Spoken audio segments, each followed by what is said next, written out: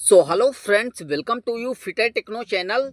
तो फ्रेंड्स, आज की इस वीडियो में हम लोग जो है इसरो के बीएसएससी यानी जो है विक्रम साराभाई स्पेस सेंटर सार श्रीहरिकोटा के क्वेश्चन पेपर को डिस्कशन करने वाले हैं, जो कि टेक्नीशियन वी मशीनिस्ट ट्रेड का क्वेश्चन पेपर है। यदि एग्जाम डेट की बात करें तो यह 24 फरवरी 2024 का क्वेश्चन पेपर है, यानी ये लेटेस्ट क्वेश्चन पेपर है। आप लोगों के लिए इसरो एग्जाम के लिए बहुत इंपॉर्टेंट है। हालांकि ये जो क्वेश्चन पेपर है वो मशीनिस्ट ट्रेड का है, लेकिन उतना ही जरूरी है टर्नर ट्रेड के लिए भी और फिटर ट्रेड के लिए भी, चाहे इन तीनों ट्रेड में से किसी ट्रेड का क्वेश्चन पेपर हो, क्योंकि आपका सेम सिलेबस होता है। इसलिए तीनों ट्रेड के क्वेश्चन पेपर को देखना जरूरी है। और साथ ही एक और चीज क्लियर कर दें कि जैसे बहुत सारे स्टूडेंट बोलते हैं कि ये तो इसरो का पेपर करा रहे हैं, तो ऐसा नहीं है। देखिए, आपका सिलेबस जो है लिमिटेड है, फिक्स सिलेबस है, तो वहीं से क्वेश्चन बनते हैं। तो ऐसा नहीं है कि दूसरे डिपार्टमेंट के लिए वो क्वेश्चन इंपॉर्टेंट नहीं है, वो सेलेक्टिव क्वेश्चन है। तो वो क्वेश्चन जो है आपके अदर डिपार्टमेंट के लिए भी बहुत इंपॉर्टेंट हैं। तो सभी छात्र जो है किसी भी डिपार्टमेंट की तैयारी कर रहे हैं, सभी लेटेस्ट क्वेश्चन पेपर को जरूर देखा करें, एनालिसिस करें। ठीक है, तो चलिए वीडियो को स्टार्ट करते हैं। उससे पहले चैनल पर जो जो नए हैं और अभी तक चैनल को सब्सक्राइब नहीं किए हैं तो सब्सक्राइब कर लीजिए। और हाँ, यदि आपने हमारे व्हाट्सएप ग्रुप को ज्वाइन नहीं किया है तो लिंक डिस्क्रिप्शन बॉक्स में दिया है, तो वहाँ पर जरूर ज्वाइन कर लीजिए, क्योंकि जो इम्पोर्टेंट प्रीवियस ईयर के क्वेश्चन पेपर के पीडीएफ होते हैं मैं वहीं प्रोवाइड कराता हूँ। जैसा कि अब इसका डिस्कशन हो रहा है, तो इसका क्वेश्चन पेपर जो है आप लोगों को हमारे व्हाट्सएप ग्रुप में आज ही जो है भेज दिया जाएगा। यदि आपने ज्वाइन नहीं किया है तो लिंक डिस्क्रिप्शन बॉक्स में दिया है, वहाँ से ज्वाइन कर लीजिए। तो देखिए, यहाँ पर क्वेश्चन की बात करें तो टोटल 80 क्वेश्चन पूछे गए थे, जिसमें कुछ नॉन टेक्निकल के थे, तो यहाँ पर रीजनिंग वगैरह के थे, जीके के थे, तो उनको डिस्कस नहीं करने वाले हैं। टेक्निकल क्वेश्चन को जो है डिस्कस करने वाले हैं। तो देखिए, यहाँ पर सेम क्वेश्चन जैसे पहले इंग्लिश में दिया गया है, फिर उसी क्वेश्चन को अलग करके जो है हिंदी में दिया गया है। लेकिन हमने क्या किया है कि दोनों लैंग्वेज को, हिंदी और इंग्लिश दोनों लैंग्वेज को एक साथ करके नोट कर लिया है। तो वहाँ से डिस्कशन करते हैं, ताकि ना हिंदी वाले स्टूडेंट को प्रॉब्लम हो और ना ही इंग्लिश वाले स्टूडेंट को। तो यहाँ पर पहले क्वेश्चन में क्या बोला गया है, which part of milling machine the feed motor and gear box are accommodated, यानी अभिकर्तन मशीन के किस भाग में भरण मोटर तथा गियर बॉक्स लगे होते हैं। यानी जो है मिलिंग मशीन में जो आपका फीड वाला मोटर होता है और गियर बॉक्स, ये कहाँ फिक्स होते हैं या लगे होते हैं। ऑप्शन मिल जाता है बेस, नी, गियर बॉक्स या फिर कॉलम। तो क्या राइट आंसर हो जाएगा आपका, नी हो जाएगा। ठीक है, हिंदी थोड़ा सा यहाँ पर डिफिकल्ट होती है। अगर बात करें दूसरे क्वेश्चन की, तो क्या बोला गया है, which gear is fitted on the main spindle of the lathe and outside the head stock casting, यानी खराद के प्रमुख तर्कु तथा शीर्ष स्टॉक कास्टिंग से किस गियर को जोड़ा गया है। तो किसको, ऑप्शन मिल जाता है spindle gear, tumbler gear, fixed stud gear या फिर चेंज गियर यूनिट। तो क्या राइट आंसर हो जाएगा आपका, स्पेंडल गियर ही हो जाएगा, वहीं पर जोड़ा जाता है। अगले क्वेश्चन की बात करें तो पूछा गया है, which lathe operation is intended for generating concave and convex profile on the work piece, यानी कार्य हिस्से पर अवतल और उत्तल प्रोफाइल बनाने के लिए कौन सा खराद ऑपरेशन किया जाता है। यानी कुछ इस शेप में आपको कहीं अवतल करना है, कहीं उत्तल करना है, ऐसे करके आपको बनाना है, तो आप किस प्रकार के टूल का उपयोग करेंगे। फेसिंग, चैम्फरिंग, फर्म टर्निंग या फिर टेपर टर्निंग, कौन से ऑपरेशन का उपयोग करेंगे। तो क्या राइट आंसर हो जाएगा, फर्म टर्निंग विध से जो है हम करेंगे। तो यहाँ पर सी ऑप्शन करेक्ट आंसर हो जाएगा। अगले क्वेश्चन में पूछा गया है, which milling attachment is used for profile milling surfacing of quality of small piece on one step up, यानी प्रोफाइल मिलिंग और एक ही स्टेप में कई छोटे टुकड़ों को सरफेसिंग के लिए किस मिलिंग अटैचमेंट का उपयोग किया जाता है। तो वहाँ पर हम किसका उपयोग करते हैं, वहाँ पर सर्कुलर टेबल अटैचमेंट का यूज करते हैं, जो कि बी ऑप्शन में मिल जाता है। देखिए यहाँ पर सभी ऑप्शन को यहाँ पर एक्सप्लेन नहीं कर रहे हैं ताकि वीडियो लंबा ना हो। 5वें नंबर में क्या बोला गया है, what will be the turned diameter of work piece for acme thread cutting. यानी एक्मी थ्रेड कटिंग के लिए कार के एक हिस्से का टर्न व्यास क्या होगा। बहुत अच्छा क्वेश्चन है, बहुत प्रैक्टिकल बेसिस क्वेश्चन है। इन क्वेश्चन को अगर जिन छात्रों ने समझ लिया और उसके बाद जो है पेपर देने जाएंगे तो इनसे रिलेटेड जो क्वेश्चन आएंगे वो जो है आप लोग से जरूर बन जाएंगे। एक बार फिर से क्वेश्चन को समझ लीजिए। बोला गया है what will be the turned diameter of a work piece for acme thread cutting. यानी आप एक्मी थ्रेड की कटिंग कर रहे हैं तो उसके लिए वर्क पीस के एक हिस्से का टर्निंग व्यास क्या होगा, डायमीटर। क्या हमारा सेम एज मेजर डायमीटर, क्या जो मेजर डायमीटर होता है उसके बराबर, या फिर माइनर डायमीटर के बराबर, या फिर 0.05 millimetre larger than major diameter. क्या 0.5 मिलीमीटर हमारे मेजर डायमीटर से बड़ा होना चाहिए, या फिर 0.05 मिलीमीटर छोटा होना चाहिए मेजर डायमीटर से। तो क्या राइट आंसर हो जाएगा यहाँ पर 5 नंबर में, तो यहाँ पर सी ऑप्शन आपका करेक्ट आंसर हो जाएगा। अगले क्वेश्चन में क्या बोला गया है, what will be the changing in angular distance of slide during cutting stroke in slotting. यानी एक खांचे में कर्तन आघात के दौरान स्लाइड की कोणीय दूरी में क्या परिवर्तन होगा। क्या लौटते समय यानी less than in return stroke, क्या रिटर्न स्ट्रोक में कम होगा, या फिर रिटर्न स्ट्रोक में ज़्यादा होगा, या sliding block will be stationary, क्या स्लाइडिंग ब्लॉक स्थिर रहेगा, या फिर equal to the distance in return stroke, क्या लौटते समय जो आघात लगेगा वह समान दूरी रहेगी। तो क्या राइट आंसर हो जाएगा यहाँ पर 6 नंबर का B option, more than in return stroke, return stroke में ज़्यादा रहेगा। अगला क्वेश्चन क्या पूछा गया है कि what is the primary purpose of वाल नोज कटिंग इन मिलिंग। यानी मिलिंग में एक वाल नोज कर्तन का प्राथमिक उद्देश्य क्या होता है। तो इसका जो राइट आंसर है वो ऑप्शन से मैच नहीं कर रहा, क्वेश्चन और ऑप्शन में डिफरेंट है, इस वजह से इसको जो है इसरो द्वारा कैंसिल कर दिया गया था और इसके मार्क्स सभी छात्रों को सेम दे दिए गए थे। अगले क्वेश्चन की बात करें तो क्या बोला गया है कि which type of the tool head is using in precision slotting machine. परिशुद्धता स्लॉटिंग मशीन में किस प्रकार के उपकरण शीर्ष यानी टूल हेड का प्रयोग किया जाता है।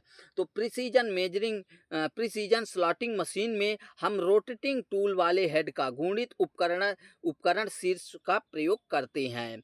अगला पूछा गया है कि what is the expansion of CAD. CAD का पूर्ण रूप पूछा गया था, तो सीएडी का पूर्ण रूप होता है कंप्यूटर एडेड डिजाइन, यहाँ पर बी ऑप्शन करेक्ट आंसर हो जाएगा। अगले क्वेश्चन में क्या पूछा गया कि what is the advantage of CNC machine. CNC machine के लाभ क्या है, एडवांटेज क्या है। तो देखिए यहाँ पर 4 ऑप्शन आपको दिए गए हैं, इनमें आपको खोजना है कि कौन सा लाभ है। तो देखिए आप लोगों को बता दें कि जो डी ऑप्शन में दिया गया है कॉम्प्लिकेटेड जॉब्स मशीनिंग, यानी जो कॉम्प्लिकेटेड जॉब होते हैं, जटिल कार्य होते हैं, उनको जो है हम सीएनसी मशीन में जो है मशीनिंग कर सकते हैं, यही जो है सीएनसी मशीन का एडवांटेज होता है। अगले क्वेश्चन में बोला गया है which type of reamer is designed to produce precise hold with a smooth finish. एक बिल्कुल चिकने फिनिश के साथ सटीक छिद्र बनाने के लिए किस प्रकार के परिवेधक यानी रीमर को डिजाइन किया जाता है। तो देखिए यहाँ पर बोला गया है which type of reamer is design to produce precise hole with a smooth finishing. Smooth finishing के साथ जो है बोला गया है तो कौन सा रीमर होगा? Hand reamer, machine reamer, precision reamer या फिर एडजस्टेबल रीमर? तो क्या राइट आंसर हो जाएगा आपका?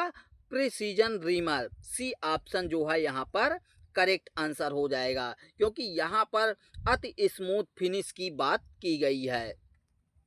अगले क्वेश्चन में पूछा गया है कि what is the terminology of distance from machine 0 point two work origin point, यानी मशीन शून्य बिंदु से कार्य उद्गम बिंदु तक की दूरी को परिभाषित शब्दावली क्या कहा जाता है? तो उसे क्या कहा जाता है? जीरो ऑफसेट जो है कहा जाता है। सी ऑप्शन आपका करेक्ट आंसर हो जाएगा। अगला जो है पूछा गया है what is the function of M02 code in part programming, यानी पार्ट प्रोग्रामिंग में जो M02 होता है उसका कोड का प्रकार क्या है? तो इसका होता है आपका end of program execution. C option correct answer हो जाएगा। अगले क्वेश्चन में क्या पूछा गया है कि विच code is used for circular interpolation clockwise direction, यानी घड़ी की सुइयों के घूमने की दिशा में वृत्ताकार अंतर्भुवन के लिए किस कोड का प्रयोग किया जाता है? यानी यहाँ पर सर्कुलर इंटरपोलेशन क्लॉकवाइज डायरेक्शन की बात की गई है, तो कौन सा कोड हो जाएगा उसके लिए? G02 हो जाएगा। बी ऑप्शन करेक्ट आंसर हो जाएगा। अगले क्वेश्चन में बोला गया है 15 नंबर में कि M0 what is M0 4S500 in CNC प्रोग्राम। CNC प्रोग्राम में ये क्या दर्शाता है? ये हमारा क्या दर्शाता है? ये जो है हमारा spindle rotation in counter clockwise with 500, जैसे M04 हो गया, फिर S दिया गया है और 500, तो उसका मतलब हो गया कि स्पिंडल जो है आपका रोटेशन स्पिंडल का जो है काउंटर क्लॉकवाइज रहेगा और जो है 500 RPM पर रहेगा। अगला पूछा गया है कि which mode is used for fine slide movement manually for work offset setting, यानी वर्क ऑफसेट सेटिंग करने के लिए फाइन स्लाइड मूवमेंट मैनुअल रूप से करने के लिए किस मोड का उपयोग किया जाता है? तो उसके लिए हम जो है MPG मोड का प्रयोग करते हैं। बी ऑप्शन आपका राइट आंसर होगा। अगले क्वेश्चन में पूछा गया कि what is the common material used for making threaded fastener like screw and bolt, यानी जो चूड़ीदार बंधक होते हैं जैसे स्क्रू और बोल्ट, तो उनको बनाने के लिए किस धातु का सामान्यतः प्रयोग किया जाता है? तो उसके लिए यहाँ पर हम स्टील का सामान्यतः प्रयोग करते हैं। सी ऑप्शन जो है आपका करेक्ट आंसर हो जाएगा। अगले क्वेश्चन में एक्मी थ्रेड का एंगल पूछा गया है, तो एक्मी थ्रेड का एंगल जो होता है वह 29 डिग्री रखा जाता है। सी ऑप्शन यहाँ पर आपका करेक्ट आंसर हो जाएगा। नेक्स्ट यहाँ पर क्या पूछा गया है 19 नंबर में कि विच of the following is an example of semi fastening. तो देखिए आप लोगों को बता दें कि जो हमारा फास्टनर होता है वह 3 प्रकार से होता है या फास्टनिंग, जिसमें से आपका पहला होता है परमानेंट, फिर दूसरा होता है सेमी परमानेंट और तीसरा होता है टेम्परेरी।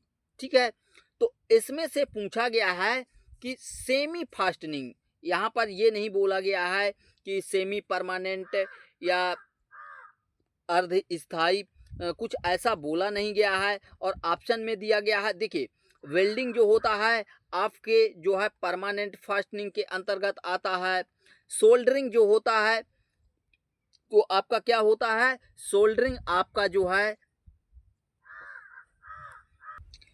सेमी परमानेंट के अंतर्गत आता है। और सॉफ्ट एंड पुल्ली ये जो होते हैं ये आपके जो है टेम्परेरी फास्टनर के अंतर्गत आते हैं। वहीं पर रिवेटिंग की बात करें तो ये भी सेमी परमानेंट के अंतर्गत आते हैं। देखिए semi permanent permanent, semi permanent और टेम्परेरी ये जो फास्टनिंग है इनकी विशेषता क्या है?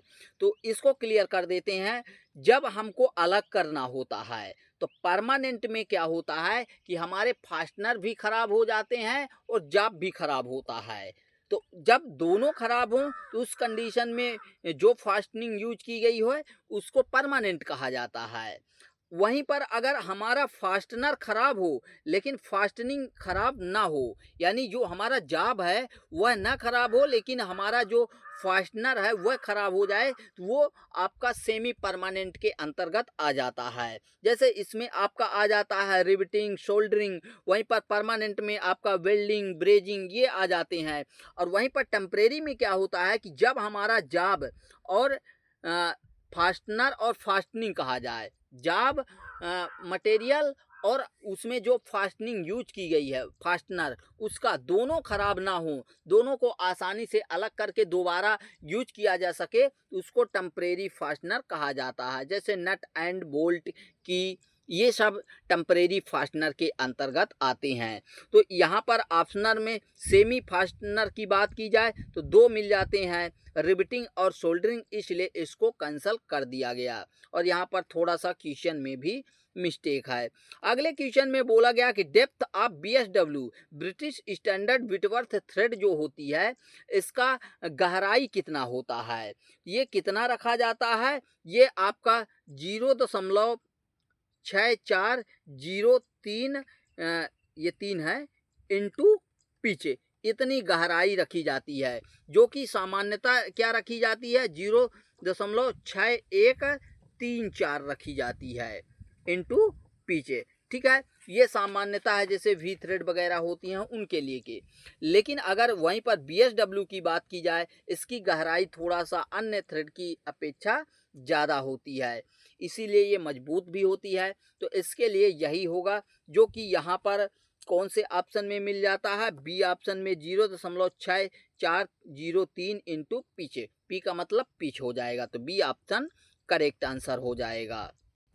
अगले क्वेश्चन में क्या बोला गया, the purpose of spring washer is to prevent, spring washer का उद्देश्य क्या होता है। तो ये क्या होता है कि slackness of nut due to vibration, यानी कंपन के दौरान जो है नट और बोल्ट को ढीला होने से स्प्रिंग वाशर रोकता है, इसलिए डी ऑप्शन आपका करेक्ट आंसर हो जाएगा। यहाँ पर थोड़ा सा उतना हर ऑप्शन को एक्सप्लेन नहीं कर रहे हैं ताकि आपका टाइम जो है कंज्यूम ना हो। वैसे भी हर वीडियो लगभग 1 घंटे के आसपास बनता है, तो वो भी काफ़ी ज़्यादा टाइम हो जाता है।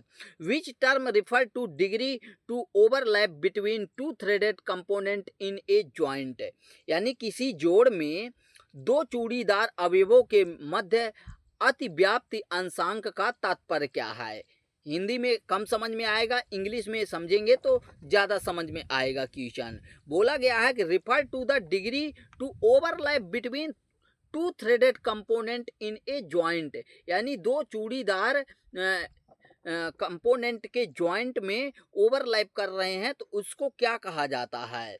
तो उसको क्या कहा जाता है, यहाँ पर आपका राइट आंसर जो निकल के आएगा वह थ्रेड एंगेजमेंट, यानी चूड़ी का जॉइंट जो है कहा जाएगा, चूड़ी बंधन, क्योंकि वो एक दूसरे के ऊपर जो है ओवरलैप करके जॉइंट बनाया गया है, तो थ्रेड एंगेजमेंट जो है कहा जाएगा। अगले क्वेश्चन में 23 नंबर में बोला गया है कि where is buttress thread use, यानी जो बटरस चूड़ी होती है उसका उपयोग हम कहाँ पर करते हैं। तो देखिए इसका उपयोग हम ऐसे कार्य में करते हैं जहाँ पर प्रेशर एक दिशा से लग रहा हो, यानी pressure act in one direction, जब दबाव एक दिशा में काम करता है तब हम बटरस थ्रेड का यूज करते हैं। इसको आरा दांत भी कहा जाता है, तो ध्यान रखिएगा। अगले क्वेश्चन में क्या बोला गया कि what is the purpose of using lubricant of coating in the forging process, forging प्रक्रिया में लुब्रिकेंट या कोटिंग का उपयोग करने का उद्देश्य क्या होता है। तो उसका उद्देश्य होता है कि रिड्यूस फ्रिक्शन एंड वियर, घर्षण और घिसाव को कम करना। ठीक है, फोर्जिंग प्रक्रिया में जो कोटिंग होती है या लुब्रिकेंट होता है उसका उपयोग होता है कि वह फ्रिक्शन और वियर यानी घर्षण और घिसाव को दूर करे, तो सी ऑप्शन करेक्ट आंसर हो जाएगा। अगले क्वेश्चन में बोला विच of the following voice is commonly used in forging shop. तो फोर्जिंग शॉप में हम लेग वॉइस का यूज करते हैं। बी ऑप्शन आपका राइट आंसर हो जाएगा। अगले क्वेश्चन में बोला गया है 26 नंबर में कि which one of the following structure steel is obtained due to drastic cooling from austenite structure.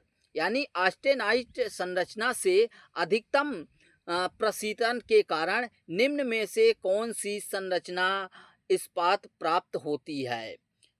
बहुत अच्छा क्वेश्चन है कि which one of the following structure steel of obtained due to drastic cooling from austenite structure. यानी steel के austenite structure प्राप्त हो जाने के बाद यदि हम ड्रास्टिक कूलिंग करते हैं यानी जो है तेजी से ठंडा करते हैं तो उस कंडीशन में हमें कौन सा स्ट्रक्चर प्राप्त होगा।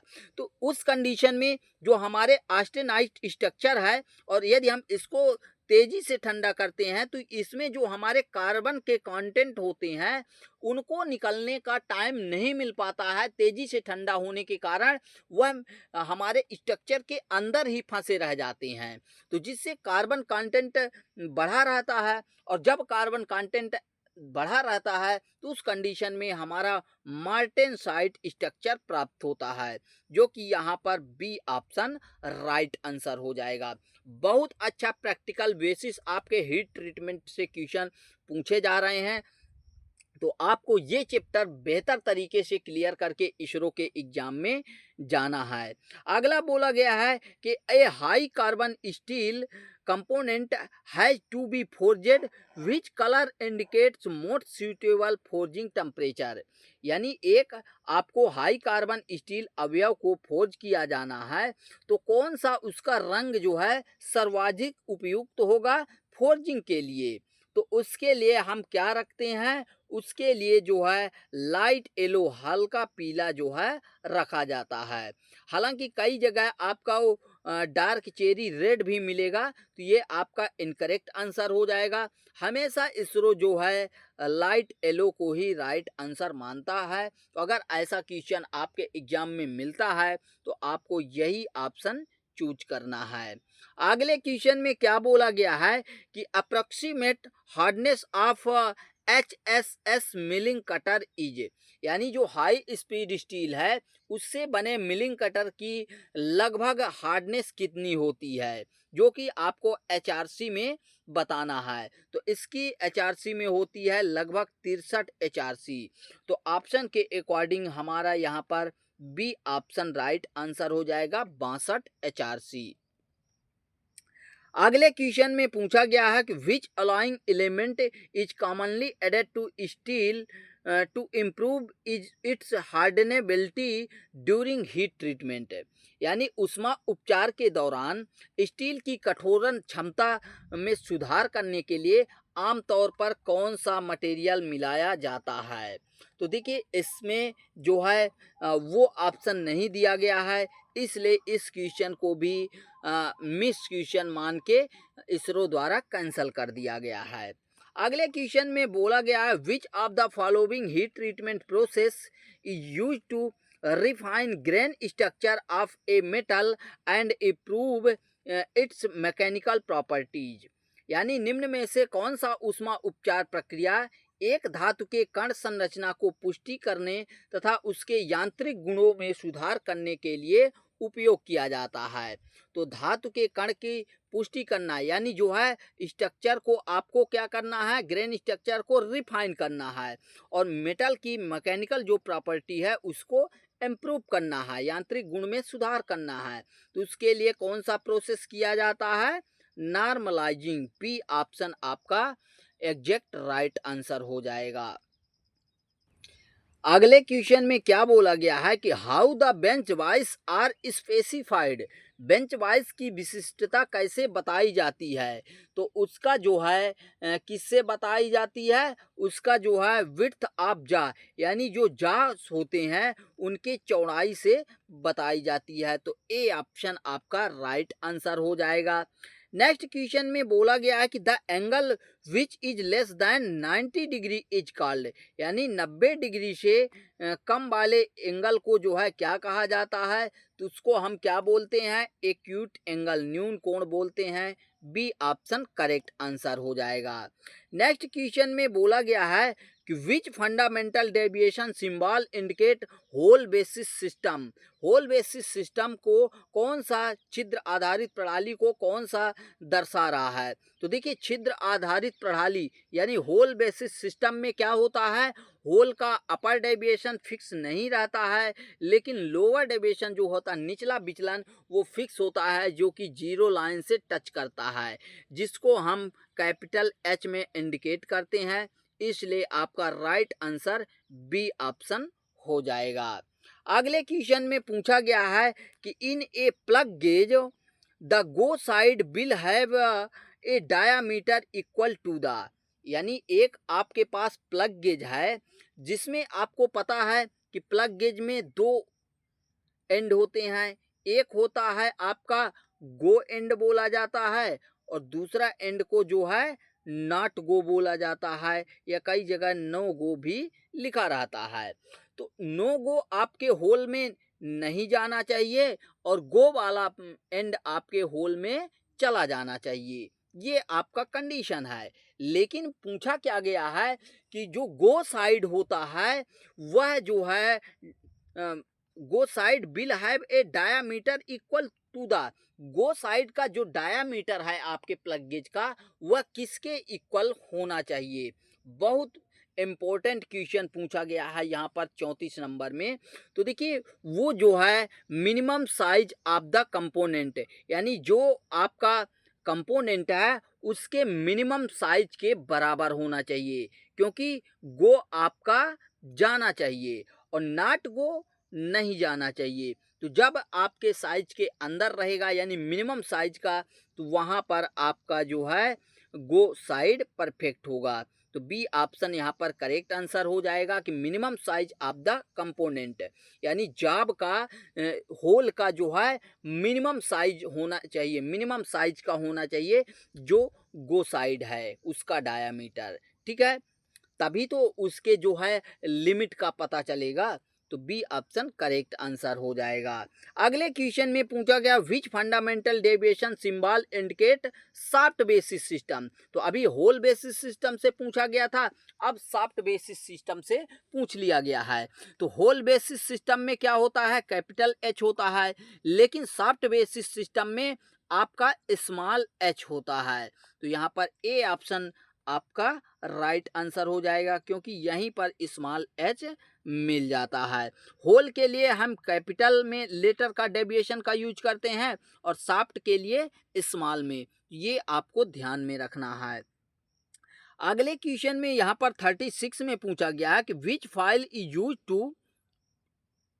Use to the to bring the material to accurate size with a high degree finish, यानी पदार्थ को जो है यहाँ पर आपको सही आकार देने तथा साथ में परिष्कृत की उच्च कोटि के लिए किस रेती का उपयोग किया जाना चाहिए।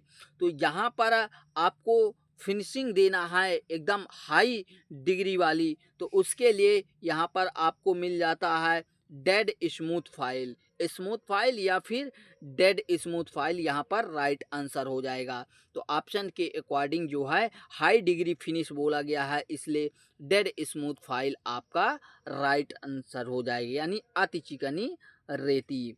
अगले क्वेश्चन में पूछा गया है कि what instrument use to measure maximum temperature in a furnace. तो देखिए फर्नेस के भट्टी के टेम्परेचर को मापने के लिए बोल रहा है, वो भी अधिकतम टेम्परेचर। तो हम किसके द्वारा भट्टी का टेम्परेचर मापते हैं, उसके लिए जो है पायरोमीटर का यूज किया जाता है। डी ऑप्शन आपका करेक्ट आंसर हो जाएगा। जबकि कम टेम्परेचर की बात की जाए तो वहाँ पर हम थर्मामीटर का यूज करते हैं, जो कि मानव शरीर ह्यूमन बॉडी के लिए उपयोग किया जाता है। ये भी आपसे पूछा जा सकता है।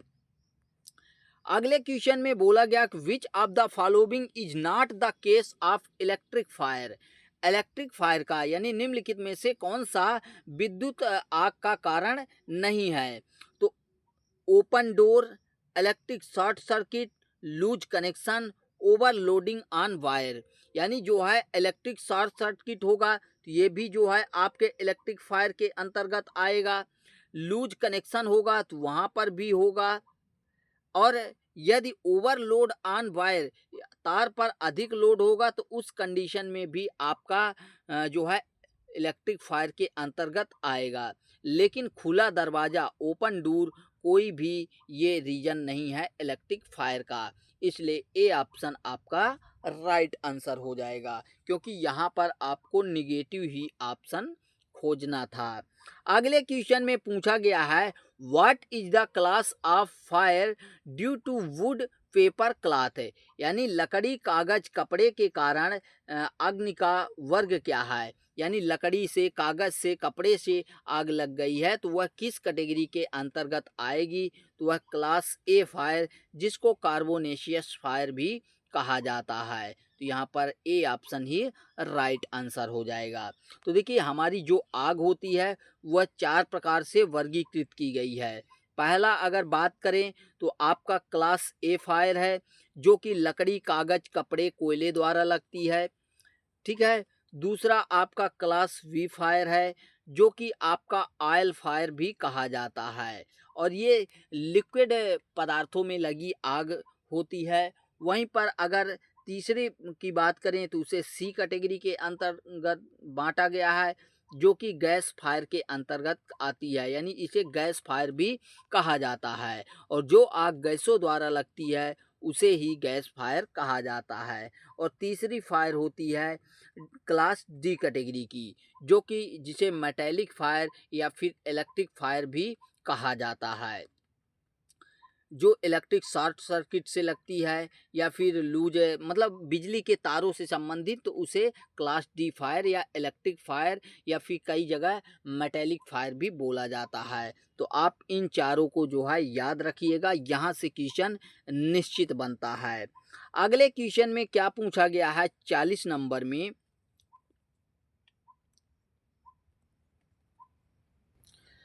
तो यहाँ पर बोला गया the best way of avoiding accident is by, यानी दुर्घटना से बचने का सबसे अच्छा तरीका कौन सा है?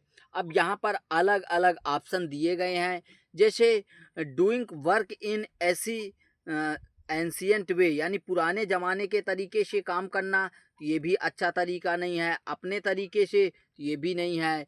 Observing safety rule related job, machine and work place, कार्य मशीन और कार्यस्थल से संबंधित सुरक्षा नियमों का पालन करके, तो एग्जैक्ट यही आपका राइट आंसर हो जाएगा। ये दुर्घटना से बचने का सबसे बेस्ट वे है, सबसे अच्छा रास्ता। क्लियर। अगले क्वेश्चन में क्या पूछा गया है यहाँ पर कि ABC of first aid stand, यानी जो फर्स्ट एड में होता है आपका प्राथमिक उपचार, उसमें एबीसी का मतलब क्या होता है? तो इसका मतलब क्या होता है, ए का मतलब एयरवे होता है, बी का मतलब सॉरी ए ऑप्शन में बता रहे हैं, बी ऑप्शन राइट आंसर हो जाएगा। ए का मतलब एयरवे, बी का मतलब ब्रीदिंग और सी का मतलब सर्कुलेशन। ये तीन जो है एबीसी के अंतर्गत आते हैं, एयरवे, ब्रीदिंग एंड सर्कुलेशन। तो यही बी ऑप्शन आपका राइट आंसर हो जाएगा। अगले क्वेश्चन में पूछा गया है कि which substance is used in a non conductive fire extinguisher, यानी जो नॉन कंडक्टिव फायर एक्सटिंग्विशर होते हैं उनमें गैर चालक अग्निशमन में किस पदार्थ का उपयोग किया जाता है? क्या वहाँ पर कार्बन डाइऑक्साइड का प्रयोग करेंगे, ऑक्सीजन का, सल्फर डाइऑक्साइड का, या फिर नाइट्रोजन ऑक्साइड का? तो देखिए नॉन कंडक्टिव की बात करें, गैर चालक जिसमें चालक नहीं होता है, तो उसमें हम जो है कार्बन डाइऑक्साइड का उपयोग कर लेते हैं, CO2 का। ठीक है। तो यहाँ पर ए ऑप्शन करेक्ट आंसर हो जाएगा। अगले क्वेश्चन में बोला गया which type of fire extinguisher is use to extinguish fire caused by burning oil and petrol. यदि जलते तेल और पेट्रोल के कारण लगी आग को बुझाना हो तो किस प्रकार के अग्निशमन का उपयोग किया जाता है। तो उस कंडीशन में किसका उपयोग करेंगे, हम जो है यहाँ पर फोम टाइप का यूज करेंगे, फोम का। बी ऑप्शन करेक्ट आंसर हो जाएगा। इसमें क्या होता है, यह तल पर एक पतली परत बना लेता है जो कि झाग से, और उससे क्या होता है कि आपका जो है ऑक्सीजन का कनेक्शन कट जाता है और वहाँ पर आग बुझ जाती है। अगले क्वेश्चन में देखिए यहाँ पर बहुत ज़्यादा क्वेश्चन पूछे जा रहे हैं आपके फायर से related. Under which class of fire do metal fall. धातुएं अग्नि के किस वर्ग के अंतर्गत आती हैं, तो वह जो है क्लास डी, अभी हमने क्लियर किया था कि क्लास डी के अंदर मेटल आ जाती है। अगले क्वेश्चन में पूछा गया है कि what is the ratio between lateral strain and longitudinal strain, यानी जो पार्श्व विकृत और अंदर विकृत होती है उसके बीच का अनुपात क्या कहलाता है। ये आपके works of calculation and science का क्वेश्चन है। तो ये जो है पाइसन अनुपात जो है कहलाता है, पाइसन रेशियो, प्लासो का अनुपात पाइसन का। ठीक है, तो डी ऑप्शन करेक्ट आंसर हो जाएगा। अगले क्वेश्चन में क्या पूछा गया है कि what type of lubricant is used in a wick feed lubrication system. तो देखिए हमारे लुब्रिकेटिंग सिस्टम से पूछा गया है कि जो विक फीड सिस्टम है वह किस प्रकार के स्नेहन का कैटेगरी के अंतर्गत आता है। तो वह जो है आप लोगों का लुब्रिकेटिंग ऑयल, स्नेहन तेल के अंतर्गत ही आता है, क्योंकि यहाँ पर लुब्रिकेशन सिस्टम का प्रकार नहीं पूछा गया है। तो ये जो है लुब्रिकेटिंग ऑयल हो जाएगा, क्योंकि ग्रीस तो होगा नहीं, कूलेंट भी नहीं होगा, कटिंग ऑयल भी नहीं होगा, इसलिए ए ऑप्शन यही इसी का प्रयोग किया जाता है, किस प्रकार के स्नेहन का। तो थोड़ा सा क्वेश्चन मिस मैच है, लेकिन ऑप्शन के अकॉर्डिंग जो है ए ऑप्शन राइट आंसर हो जाएगा। अगले क्वेश्चन में भी पूछा गया है यहाँ पर आपके फिजिक्स का कि प्रत्यास्थ यानी इलास्टिक पदार्थ कौन सा है। तो देखिए नायलॉन, पॉलीसिंट्रेन, सेल्यूलॉइड या फिर पॉलीकार्बोनेट। तो क्या राइट आंसर हो जाएगा। आपको यदि इलास्टिक मटेरियल खोजना हो इन ऑप्शन में से तो आपका नायलॉन ही हो जाएगा, ए ऑप्शन। अगला क्वेश्चन आपके मैथ का है आई थिंक। नेक्स्ट पूछा गया 49 नंबर में कि what is the name called biggest chord of the circle. ये भी आपके जो है मैथ का क्वेश्चन है कि आपका कोई वृत्त है और वृत्त को की परिधि को दो भागों को जोड़ने वाली सीधी रेखा को हम क्या कहते हैं, कॉर्ड कहते हैं, यानी जीवा कहते हैं। तो सबसे बड़ी जीवा कौन सी होती है वृत्त में, तो जो सबसे बड़ी जीवा होती है वह वृत्त का व्यास होता है। ठीक है, डायामीटर। तो यही आपका राइट आंसर हो जाएगा, बी ऑप्शन 49 का। अगले क्वेश्चन में क्या बोला गया है 50 नंबर में कि the normal temperature of human body, मानव शरीर का नॉर्मल टेम्परेचर पूछा गया है। तो 37 डिग्री आपका राइट आंसर हो जाएगा, 37 डिग्री सेल्सियस। डिग्री बस नहीं, डिग्री तो कोण का हो जाएगा, सेल्सियस लगाएंगे पैमाना तभी तो वो टेम्परेचर माना जाएगा। The atomic symbol of silver is, तो एजी हो जाएगा, सॉरी यहाँ पर SI हो जाएगा सिल्वर का। नेक्स्ट पूछा गया 52 नंबर में कि for drawing circle with a large radius which of the following tool use, यानी जो है एक बड़ी त्रिज्या के साथ वृत्त खींचने के लिए कौन सा उपकरण प्रयोग किया जाता है।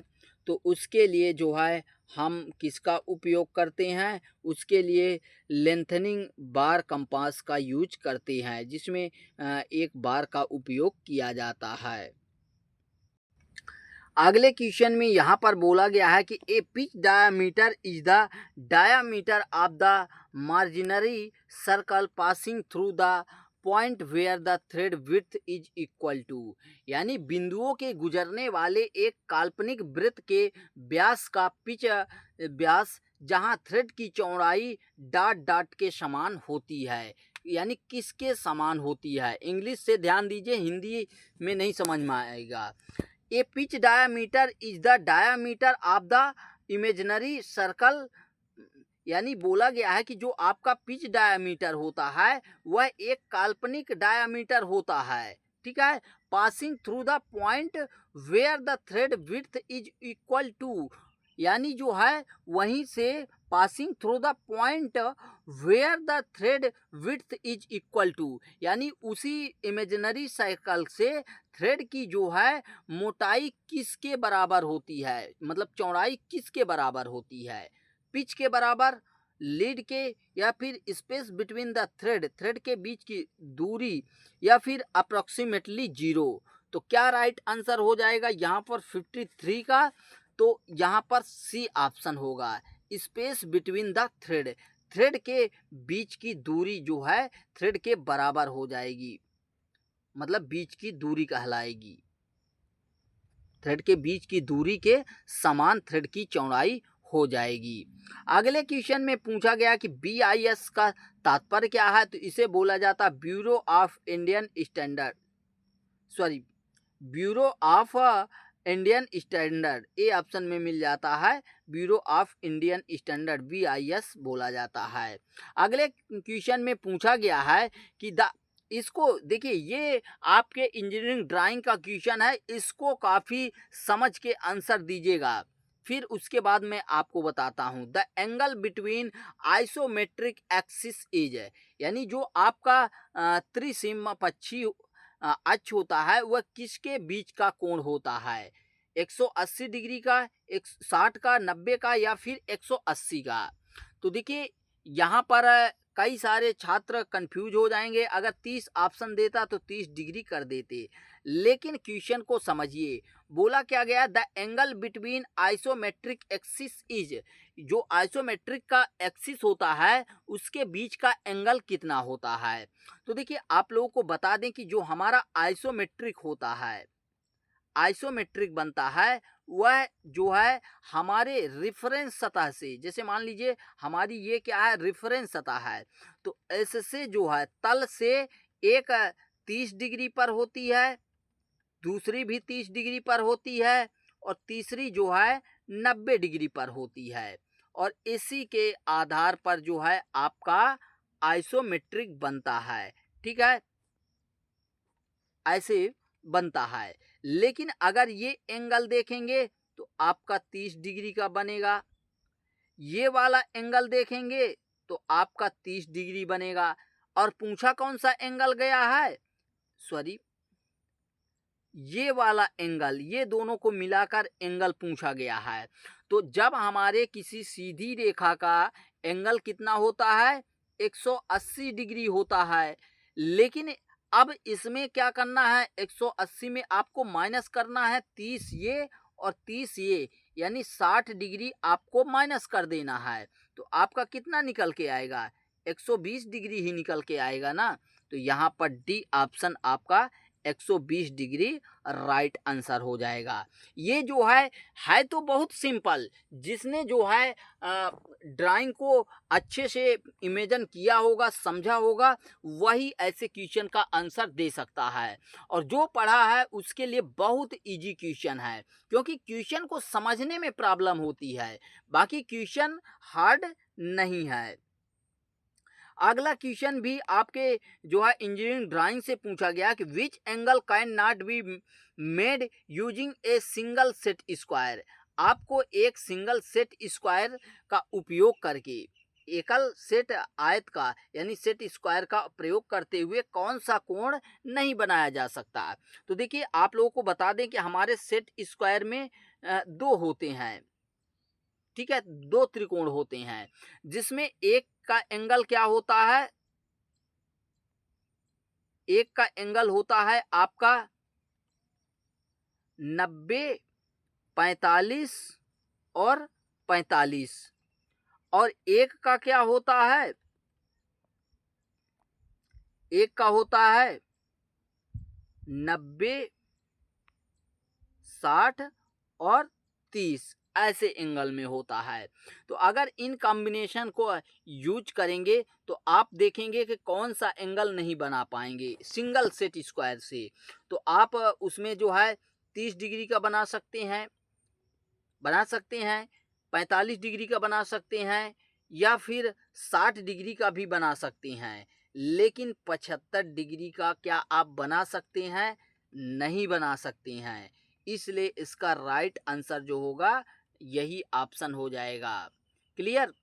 अगले क्वेश्चन में देखते हैं क्या पूछा गया है 57 में कि is a type of geometric tolerance applied to limit the direction of feature in relation to other feature in an assembly. यानी किसी समन्वय योजन में अन्य लक्षणों के संबंध में लक्षण की दिशा को सीमित करने के लिए लगाया जाने वाला डॉट डॉट एक प्रकार का ज्यामिति टॉलरेंस यानी सहिष्णुता है। तो वो जो है ओरिएंटेशन टॉलरेंस के अंतर्गत आएगा। सी ऑप्शन करेक्ट आंसर हो जाएगा। इस क्वेश्चन का राइट आंसर जो है मशीनिस्ट वाले ही दे पाएंगे, फिटर वाले नहीं दे पाएंगे क्योंकि इतना डीप वो नहीं पढ़े होते हैं। अगले क्वेश्चन में यहाँ पर पूछा गया है कि the phenomenon where a sound produced is heard again due to reflection is called. यानी ध्वनि के परावर्तन के कारण उत्पन्न ध्वनि का पुनः सुनाई देने की घटना को क्या कहा जाता है? तो उसे कहा जाता है आपका एन इको प्रतिध्वनि कहा जाता है। तो सी ऑप्शन करेक्ट आंसर हो जाएगा। 59 में बोला गया है कि S7G6 इज ए, यानी आपको यहाँ पर H कैपिटल में दिया गया है 7, फिर कैपिटल में नहीं है, G6 दिया गया है। तो ये क्या है? आपका होल बेसिस क्लियरेंस फिट है, क्योंकि जब आप इसका डायग्राम बना के देखेंगे तो H कैपिटल में है यानी आपका होल बेसिस सिस्टम है। तो ये आपका होल का टॉलरेंस जोन बन जाएगा।